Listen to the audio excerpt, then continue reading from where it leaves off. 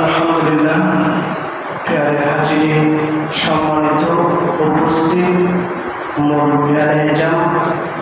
মুসল্লিয়ানে কিরাম, সমবয়সী যুবক ভাইরা, তালিবে ইলম ছাত্র ভাইরা, পর্দার আড়ালে ইমানদার ফরিজগার নামাজি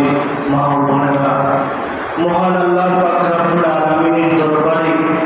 অসংখ্য শুকরিয়া